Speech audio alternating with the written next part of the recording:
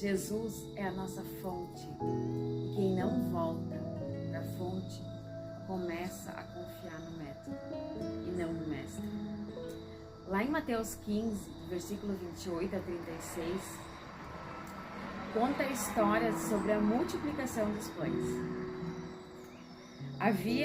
Vou contextualizar, havia uma multidão com Jesus, eles estavam no deserto, Jesus estava ali ensinando, uma multidão no deserto.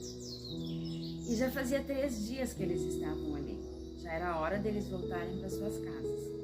Mas antes que eles voltassem para suas casas, Jesus queria dar pão para que eles não desfalecessem no caminho. Aí, Jesus pergunta para os discípulos se eles têm pão.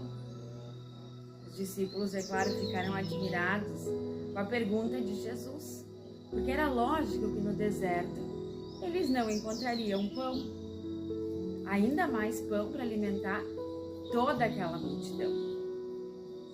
Mas então eles lembraram que eles tinham consigo, sim, 7 pãezinhos ainda e um pouquinho de peixes.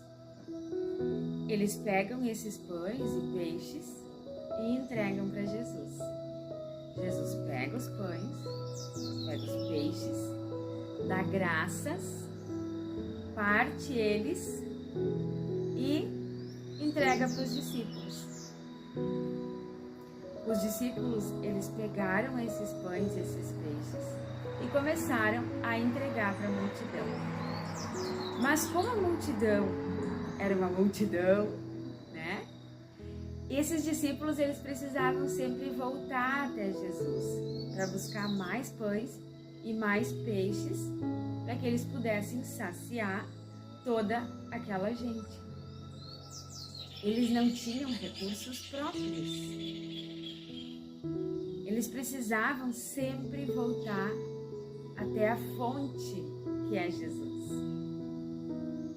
Jesus era o provedor deles. Era dele que os discípulos dependiam.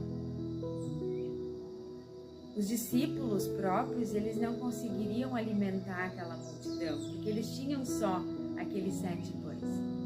Mas Jesus multiplica. E os discípulos, eles precisam sempre voltar para Jesus.